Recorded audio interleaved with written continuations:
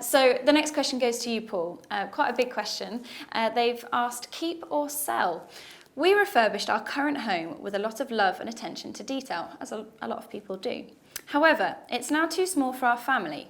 We've been thinking of moving for a long time, but the idea of selling this house is breaking our heart. Moreover, this house has a lot of potential, loft conversion or a conversion into 2 flats, and they say a couple of properties in the neighbourhood have done this. It's also a lovely area with good schools and great links to London, and it's in Zone 4. If we rent it out for a few years as it is, we could get a rent of about £1,800 per calendar month.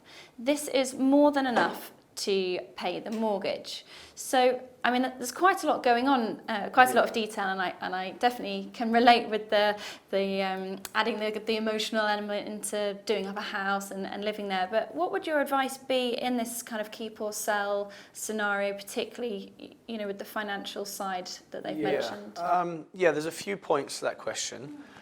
I suppose the first point is remove the emotion.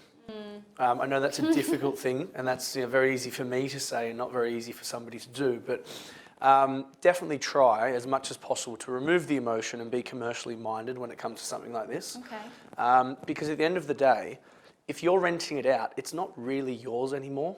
You know, you're not getting the utility of it. You're letting somebody else use it and you know, occupy it. So try to remove that as much as possible.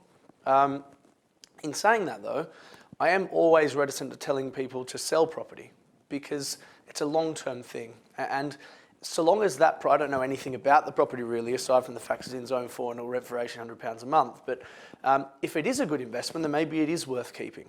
They'd obviously need to assess, well, that for a start. And, you know, maybe they could seek advice on that or do some of their own research to determine whether that is a good investment, because obviously they've bought it as a home. And the criteria that goes into buying a home is very different to the criteria that goes into buying an investment. You know, a home, you need to love the place. It needs to be your home. Whereas an investment should be about the numbers and the fundamentals. So assess that, I suppose, to start with.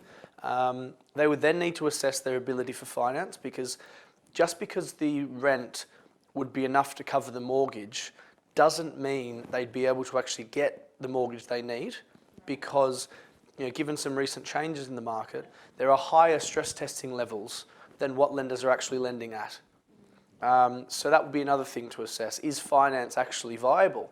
Especially because the property's in London. London properties in general, the yields are quite low, you know, on average about 3.5% to 4%, which can make it difficult to borrow what you might think you could be able to borrow, or what you could have borrowed last year, for example, before these changes. So there's a few things to consider there. I'd certainly explore their options so far as keeping the property rather than rushing into selling it. And that should put them in a more informed position as to whether that's the best option for them or not. Okay, fantastic. Brilliant response to that question there, because there's so much going on.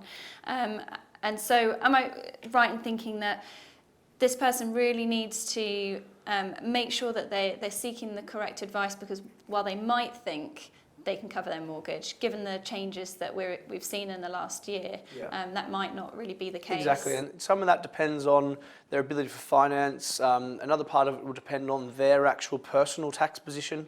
With Section 24, I won't go into all the changes, but you know, with Section 24 and the way that affects the way mortgage interests will be tax deductible on buy-to-let mortgages, that's another consideration.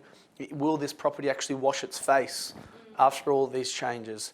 Are all very important things for them to understand, and that most people in general wouldn't understand, you know, on the face of it. So therefore seeking advice would be pretty important in their situation. Thank you. I think that's really good to keep in mind, that actually that it's quite normal to feel confused about these types of things. I think Paul mentioned a key point there. As soon as you bring investment into a discussion, you've got to take the emotion out. Because by right, investment is all about a box that gives you a return.